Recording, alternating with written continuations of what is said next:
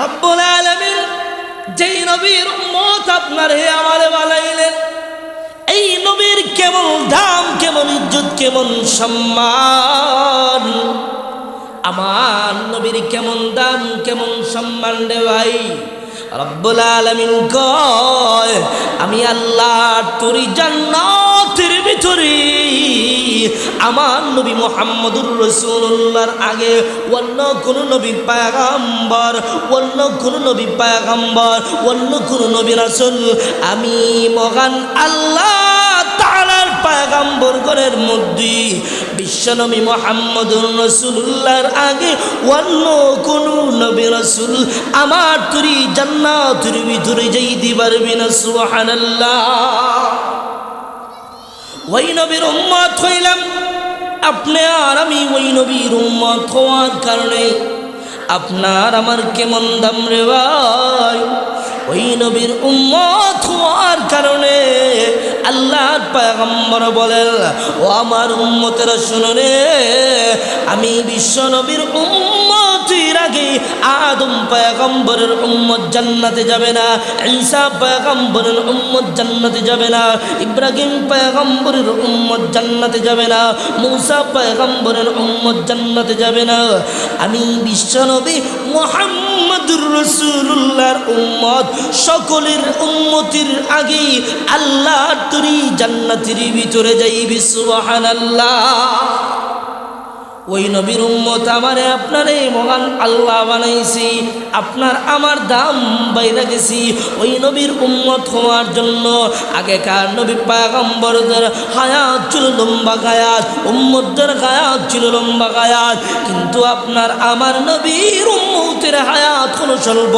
কিন্তু মহান আল্লাহ তাআলা কিছু কিছু বিশেষ দিন রেখে দিয়েছেন, কিছু কিছু বিশেষ রাত্রি রেখে দিয়েছেন, যেমন কদরের রাত, যেমন রমজান মাস 71, রোজা রাখলে সব বেশি, কদরের রাত্রিতে নামাজ আদায় করলে, ইবাদত বন্দেগী করলে বলা হয়েছে 1000 মাসের চাইতে উত্তম। সুবহানাল্লাহ। উম্মতি মুহাম্মদীদের কি আল্লাহ তাআলা হায়াত অল্প দিয়েছেন, কিন্তু অল্প আমল করবে সব দিয়া আল্লাহ ভরপুর করে দিয়েছেন। যেমন এই যে আমরা নামাজ পড়ি, ঈমান আনার পরে সবচেয়ে গুরুত্বপূর্ণ আল্লাহর বিধানের নাম হলো নামাজ। এই যে নামাজ আসছে 5 ওয়াক্ত নামাজ, এক এক নবী পয়গম্বরের কাছ থেকে এক একভাবে নামাজ এসেছে। হযরত আদম আলাইহিস সালাতু ওয়াস সালাম আল্লাহর তৈরি জান্নাতের ভিতরে বসবাস করতেন। কোথায়? জান্নাতের ভিতরে।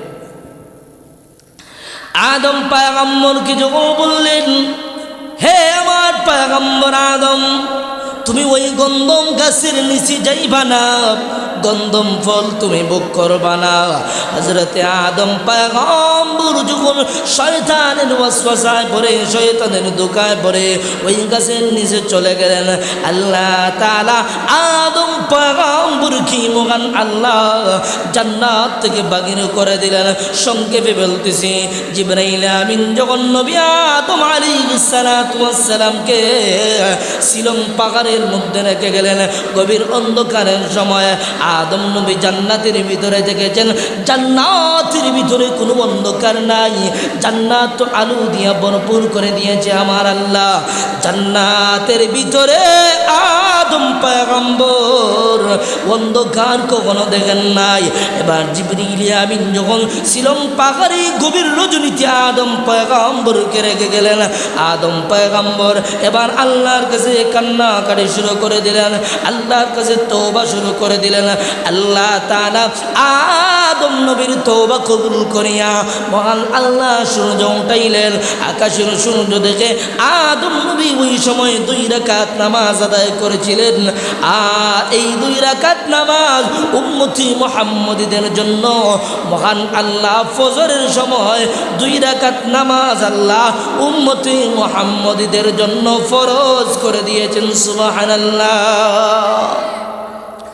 আল্লাহ তাআলা জানায় দিলেন, নবী আমার এই 2 রাকাত নামাজ আমার পয়গম্বর আদম পড়েছে, আমি আল্লাহর কাছে এত ভালো লেগেছে, আমি আল্লাহ আদম পয়গম্বরের যেই পরিমাণ সওয়াব দিয়েছি, আপনার উম্মতরা যদি ফজরের সময় এই 2 রাকাত ফরজ নামাজ তারা আদায় করে, ওই দিন আমি আদম পয়গম্বরকে যত সওয়াব দিয়েছি, আপনার উম্মতেরা যদি মসজিদের মিনার থেকে যখন মুয়াজ্জিন ডাকে হাইয়া আলাস সালাহ হাইয়া আলাল ফালাহ, আসো কল্যাণের দিকে আসো, আসো কামিয়াবির দিকে আসো, মুয়াজ্জিন যখন ডাকে আসসালাতু খায়রুম মিনান নাওম, ঘুমের চাইতে নামাজ ভালো, শীতের দিন ঠান্ডার দিন লেপটারে টান দিয়া আপনি আর আমি বুঝাইতে চাই না রে মুয়াজ্জিন, না নামাজের চাইতে ঘুম ভালো, কথা বলেন ঠিক কিনা? একটি কানি নেকির তরে রোজ হাসরের দিনেতে, বাবা করবে ছেলের পিছে ছেলে বাবার আগেতে, আঘাতে মন কঠিন দিনেতে নামাজ তোমায় ভুলবে না, ঠিক মতো পড়িলে নামাজ জান্নাত তোমার ঠিকানা, ঠিক মতো পড়িলে নামাজ জান্নাত তোমার ঠিকানা, কথা বলেন ঠিক কিনা? এবার ফজরের নামাজ আদম পয়গম্বর থেকে আসলো, জোহরের নামাজ আল্লাহর দোস্ত আল্লাহর খলিল হযরত ইব্রাহিম আলাইহিস সালাতু ওয়াস সালাম, 2টা বর্ণনা এসেছে। ইব্রাহিম পয়গম্বরকে যখন নমরুদ আগুনের মধ্যে ফেলাইয়া দিবি, ইব্রাহিম একমাত্র আল্লাহর ইবাদত বন্দেগীর কথা বলে, আল্লাহর কথা বলে, ইব্রাহিম একমাত্র ওয়াহদানিয়তের কথা বলে, ইব্রাহিম মূর্তির বিরুদ্ধে কথা বলার কারণে নমরুদ সিদ্ধান্ত নিল পয়গম্বর ইব্রাহিমকে আগুনের মধ্যে ফেলাইয়া দিবি। যেই মাত্র তাফসিরের কিতাবের মধ্যে এসেছে কয়েক মাস লাকড়ির একটা পাহাড় বানাইল, ওই পাহাড়ের মধ্যে আগুন ধরাইবে, আর আল্লাহর খলিল আল্লাহর দোস্ত ইব্রাহিম রে আগুনের মধ্যে ফেলাইয়া দিবি। যেই মাত্র ইব্রাহিম আলাইহিস সালাতু ওয়াস সালামকে আগুনের মধ্যে ফেলানোর জন্য প্রস্তুত করলো, জিবরিল আমিন আইসা বলে ওগো আল্লাহর খলিল, ওগো আল্লাহর দোস্ত বলেন না দেখি, আপনি যদি আমার একটা বারের জন্য অর্ডার দেন, আমি মহান জিবরাইলকে রব্বুল আলামিন 600 নূরের পাখা দিয়েছেন, আমি একটা নূরের পাখা দিয়ে যদি একটা হাওয়া মারি নমরুদের আগুন ধুলার সাথে মিশে যাবে।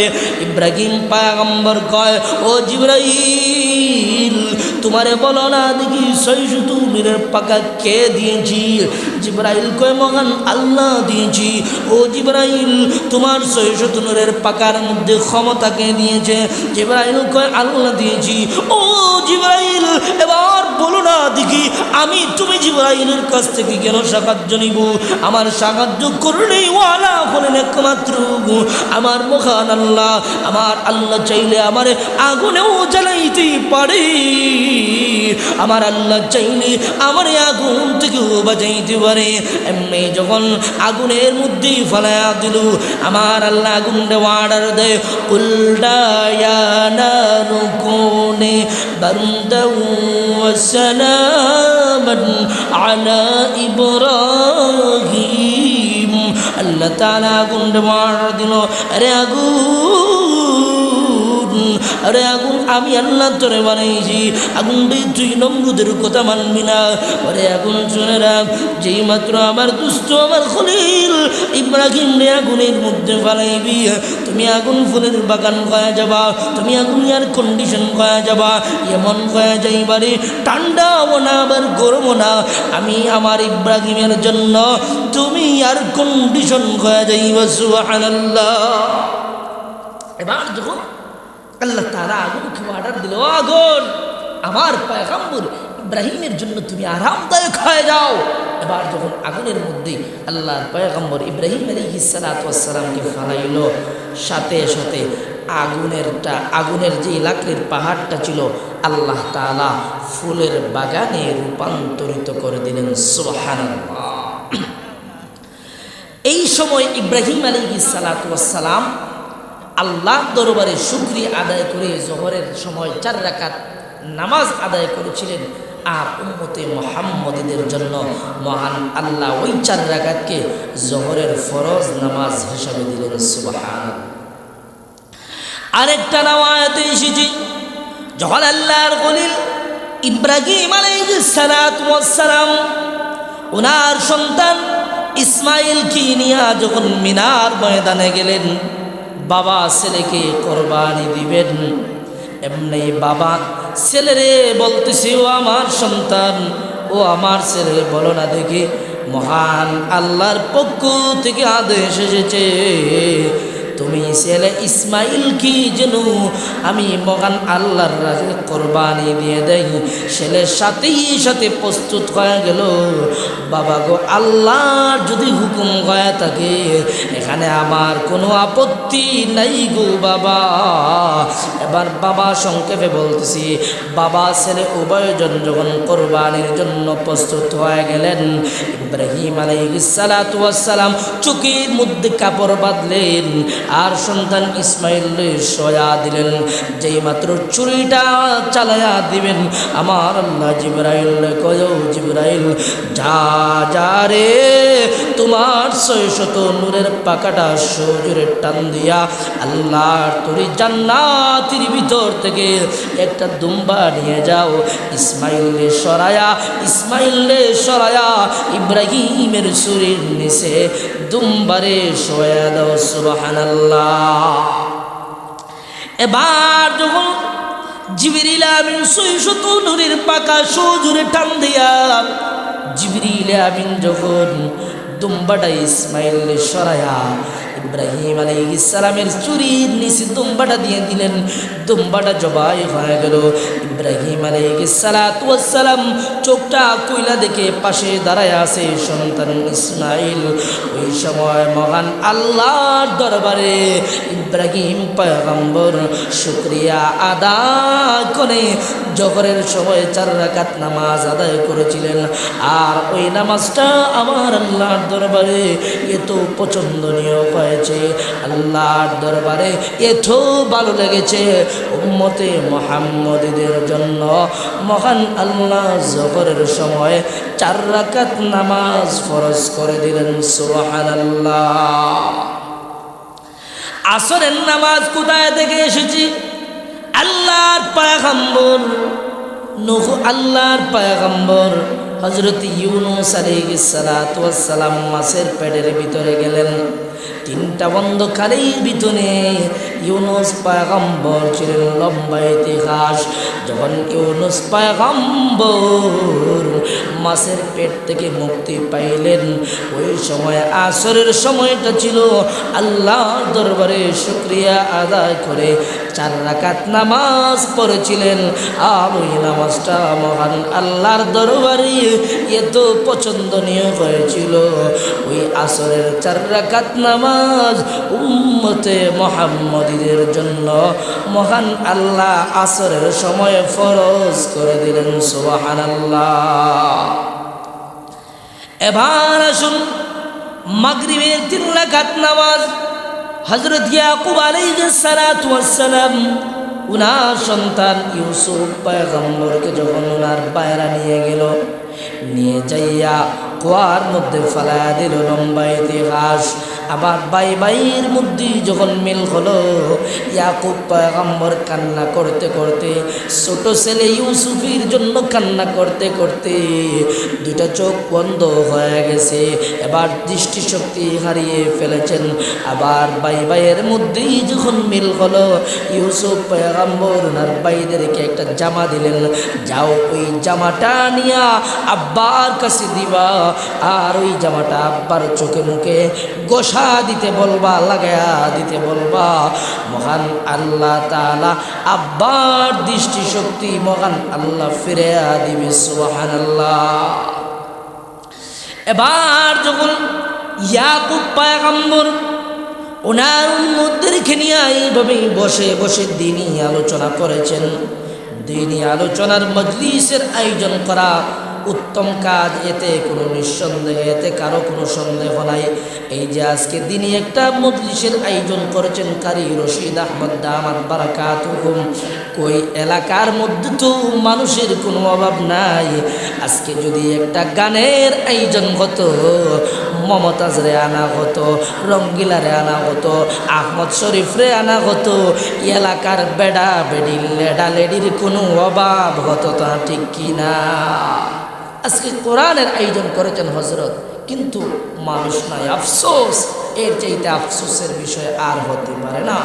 হজরত ইয়াকুব পয়গম্বর এবার যখন ওনার উম্মতদের নিয়ে এইভাবে আলোচনা করতেছেন, উপস্থিত লোকদেরকে বলতেছেন, ও আমার উপস্থিত লোকেরা, যদি তোমরা কোনো কিছু মনে না করো তাহলে আমি একটা কথা বলবো।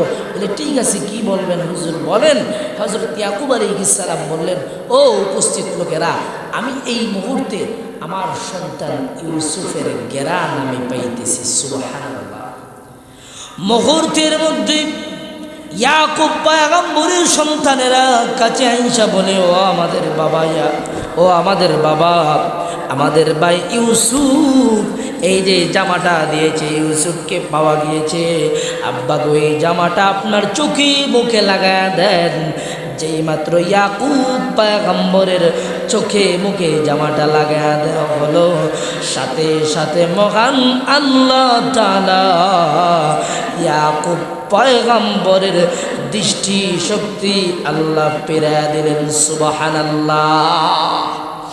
ওই সময় ইয়াকুব আলাইহিস সালাতু ওয়াস সালাম আল্লাহর দরবারে শুকরিয়া আদায় করতে যায় মাগরিবের সময় 3 রাকাত নামাজ আদায় করেছিলেন।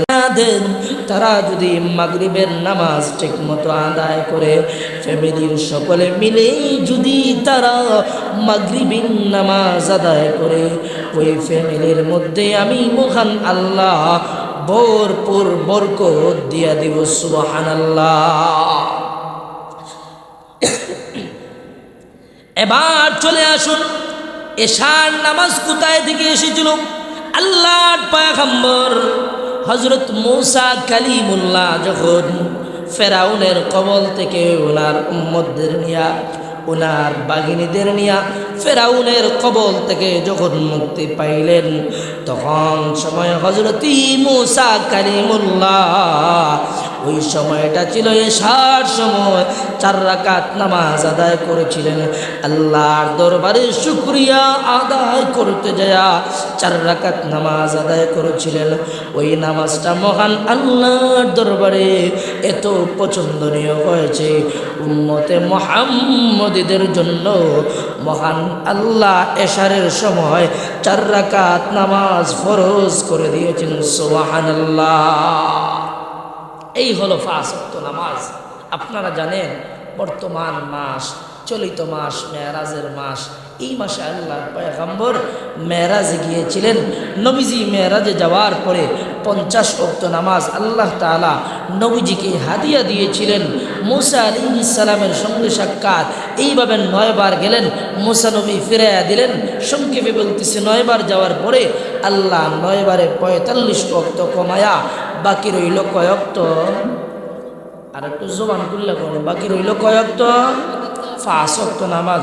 যখন নবীজি মেরাজ থেকে আয়সা এই 5 ওয়াক্ত নামাজ নিয়ে যখন আসলেন, নবীজি সাহাবীদের সামনে বৈশা বলতেছেন, ও আমার সাহাবীরা, গত রজনীতে মহান আল্লাহ রব্বুল আলামিন আমার এই মেরাজের নিয়া মহান আল্লাহ তাআলা 50 ওয়াক্ত নামাজ হাদিয়া দিলেন। সুবহানাল্লাহ। কয়ক্ত? 50 ওয়াক্ত। আমি আবার মূসা পয়গম্বরের কাছে আসলাম। বারবার আসার পরে আল্লাহ তাআলা 45 ওয়াক্ত কমাইলেন, বাকি রইল 5 ওয়াক্ত। ও আমার সাহাবীরা, আজ থেকে 5 ওয়াক্ত নামাজ আমার উম্মতদের উপর মহান আল্লাহ ফরজ করে দিয়েছেন। মুহূর্তের মধ্যে জিবরিল আমিন হাজির, ইয়া রাসূলুল্লাহ, ইয়া হাবিবাল্লাহ, ওগো নবীজি, মহান আল্লাহ আপনার নামাজ দিয়েছিলেন 50 ওয়াক্ত, আল্লাহ কমিয়ে দিয়েছেন 45 ওয়াক্ত, বাকি রইল 5 ওয়াক্ত। মহান আল্লাহ যদিও নামাজের ওয়াক্ত কমিয়েছেন, কিন্তু রব্বুল আলামিন সব কমান নাই। ও নবী, আপনার উম্মতদেরকে জানায়া দেন, তারা যদি ওই 5 ওয়াক্ত নামাজ ঠিকমতো আদায় করে, আমি রব্বুল আলামিন তাদের নামায়ে আমলের মধ্যে 50 ওয়াক্ত নামাজ আদায়ের সওয়াব দিব। সুবহানাল্লাহ। কিন্তু আমরা কই মানুষেরা আল্লাহর ইবাদত বন্দেগী করতে আমরা রাজি না। আমরা দুনিয়া নিয়ে ব্যস্ত। দুনিয়া কে কার চাইতে বড় লোক হতে পারে? 1 লক্ষ টাকার মালিক যেই লোক, সে চায় 1 লক্ষ টাকার মালিক হতে। 1 কোটি টাকার মালিক যেই লোক, সে চায় 5 কোটি টাকার মালিক হইতে। দুনিয়ার মধ্যে চাহিদার কোনো শেষ নাই। পয়গম্বর বলেছেন হুব্বুদ দুনিয়া রাসু কুল্লি খাতিয়াতি, দুনিয়ার মহব্বত যাদের অন্তরের ভিতরে ঢুকিয়ে দিয়েছে তারা দুনিয়া নিয়ে ব্যস্ত হয়ে গেছে, তারা আখিরাতকে ভুলে গিয়েছে। রব্বুল আলামিন এই দুনিয়াতে আপনাকে আমাকে পাঠিয়েছেন একমাত্র আল্লাহ তাআলার গোলামির জন্য, আল্লাহ তাআলার ইবাদত বندگির জন্য। আপনি আমি সর্বপ্রথম ছিলাম আলমে রূহের জগতে।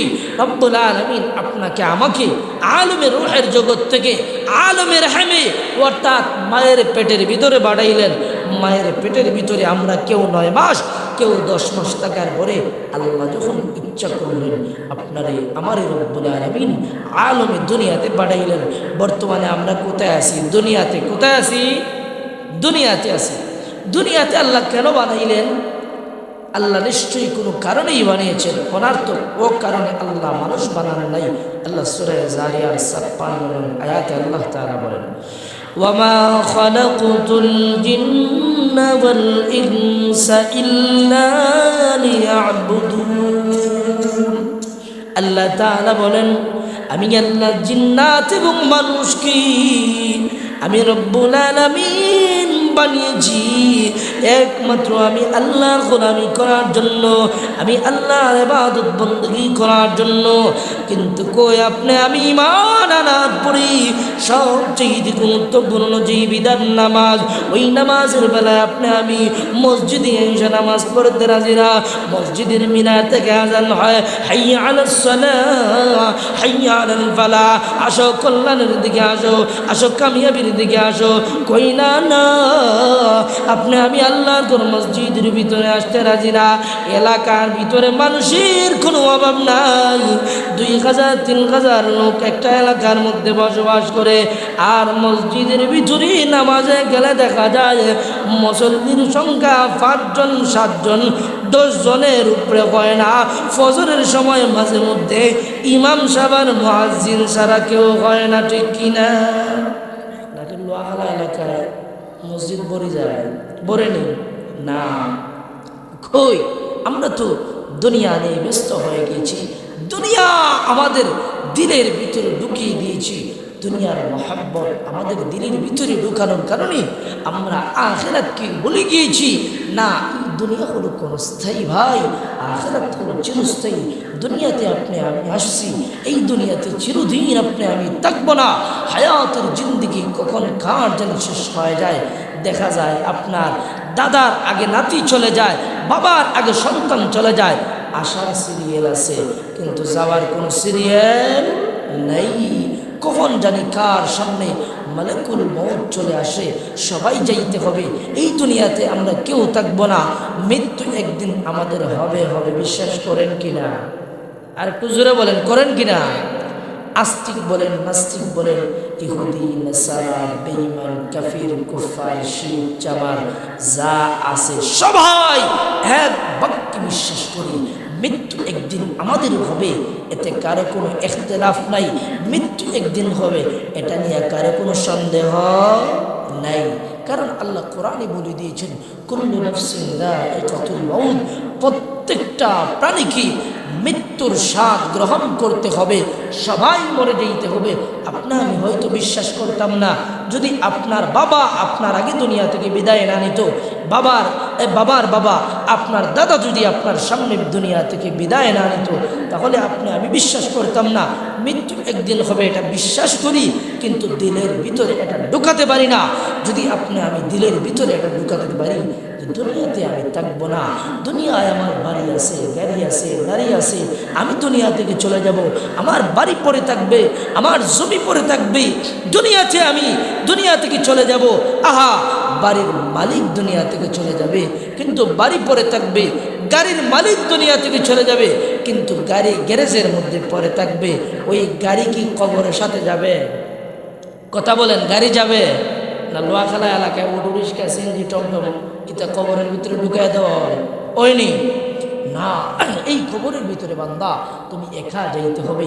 কবর বলে আনা বাইতুল ওয়াহদা, আমি কবর হলাম একাকিত্বের ঘর। ও আল্লাহর বান্দা বান্দিরা, দুনিয়াটা সাজাও আমল দিয়া, আখিরাতের ফিকির করো। আমি কবরের ভিতরে তুমি আসতে হবে। কোরআনে আল্লাহ বলেছেন ওয়া মিন ওয়ারাইহিম বারযাখুন ইলা ইয়াউমি ইউবআসুন। হাসরের ময়দানে ওঠার আগে অবশ্যই কবর জগৎ বরজখ অতিক্রম করতে হবে। এই পৃথিবী থেকে একদম শেষে যে আল্লাহর বান্দা, সবার পরে যে আল্লাহর বান্দা চলে যাবে, সেও একদম নিম্নে হলেও 40,000 বছর কবরের মধ্যে থাকতে হবে। এই কবর আপনারে আমারে ডাকি, আনা বাইতুল ওয়াহদা, আমি কবর হলাম একাকিত্বের ঘর। ও আল্লাহর বান্দা, আমি কবরের ভিতরে আসতেই বলি তোমার ঈমান আমল সাজায় আমি আসো। কবর 2 নম্বরে বলে আনা বাইতুল গুরবা, আমি কবর হলাম অপরিচিত ঘর। দুনিয়ার এমপির বড় পাওয়ার, মন্ত্রীর বড় পাওয়ার, মেম্বারের বড় পাওয়ার, চেয়ারম্যানের বড় পাওয়ার, কবর বলে না আনা বাইতুল গুরবা, আমি কবর মেম্বাররেও চিনি না, চেয়ারম্যানরেও চিনি না, এমপিরেও চিনি না, মন্ত্রীরেও চিনি না, হুজুরেও চিনি না, আমি কবর চিনি রে। কার আমল কত মজবুত হবে, কার ঈমান কত সুন্দর হবে। কবর বলে আমি কবর কাউকে চিনি না। কবর 3 নম্বরে বলেন আনা বাইতুদ্দুদ, আমি কবর হলাম সাপ বিচ্ছুর ঘর।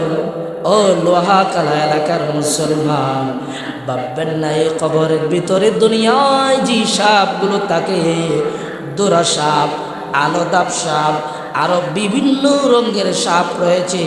সাপ আমরা দেখলে হাতের মধ্যে লাঠি নেই, লাঠি নিয়ে সাপের বাইরে মারি। কবরের ভিতরে এই সাপগুলো থাকবে না।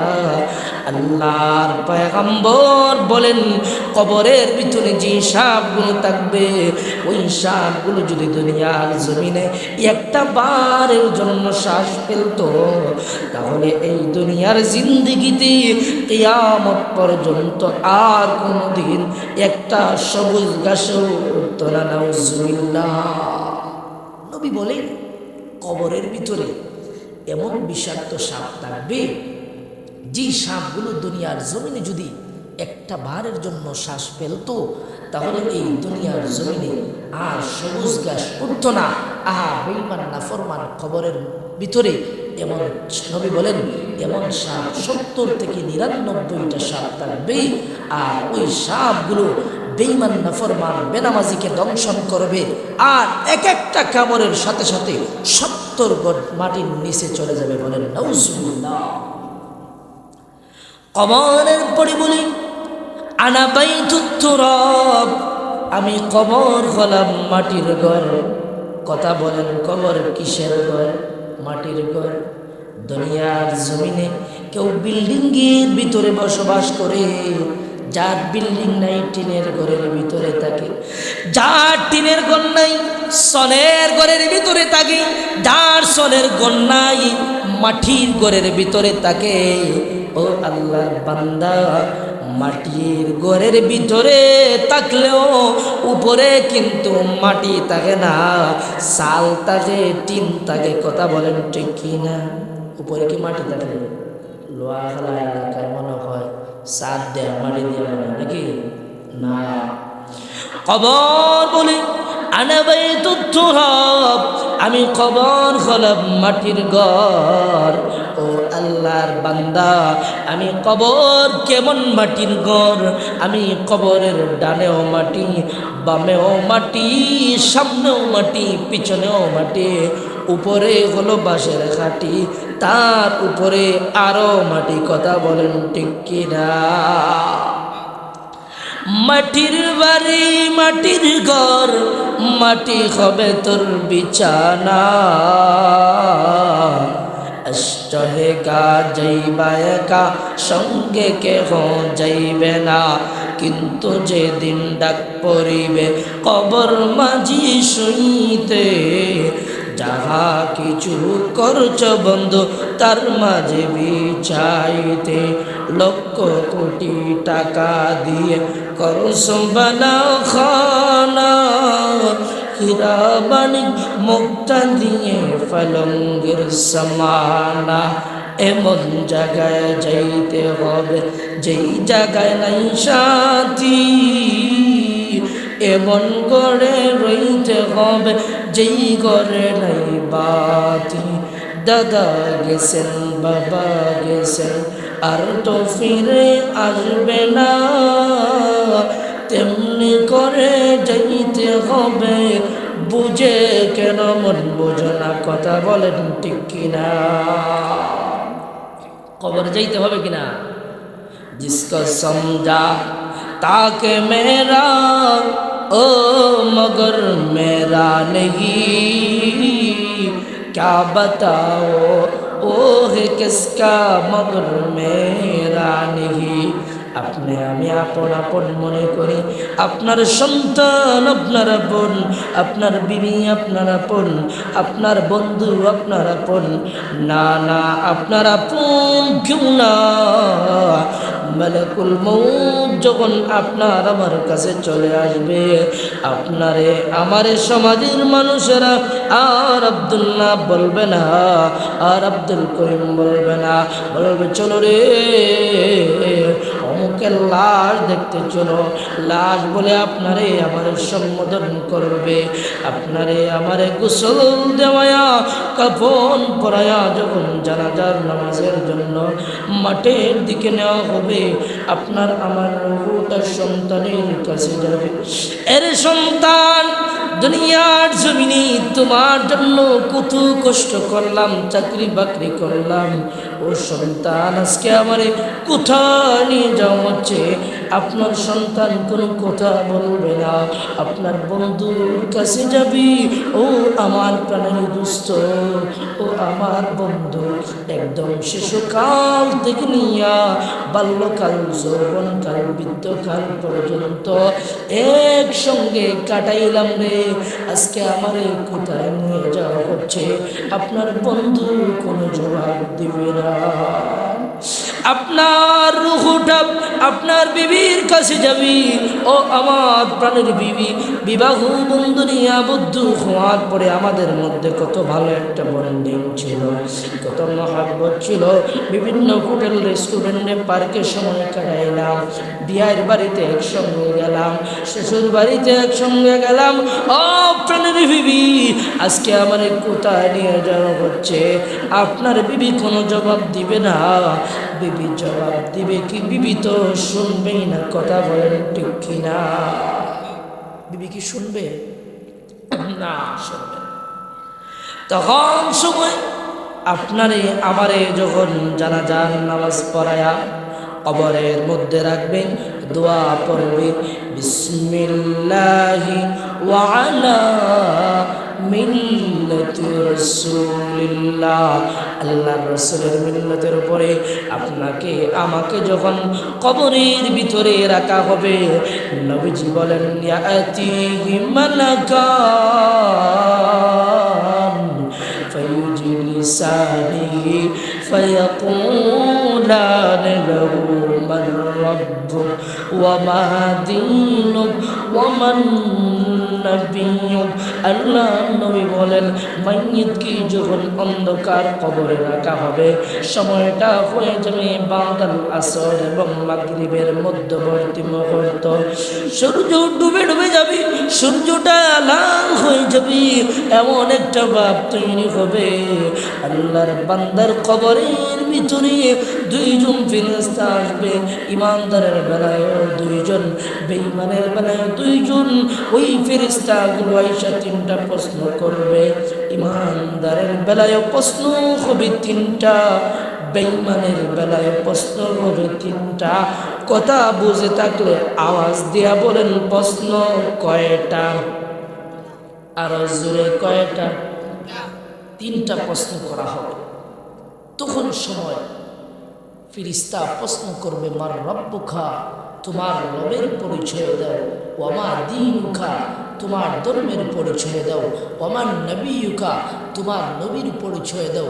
আল্লাহর বান্দারা যদি ইমানদার হয়ে যায় আর ইমানদার ব্যক্তির প্রশ্ন করে, মার রব্বুকা, ও আল্লাহর বান্দা তোমার রবের পরিচয় দাও।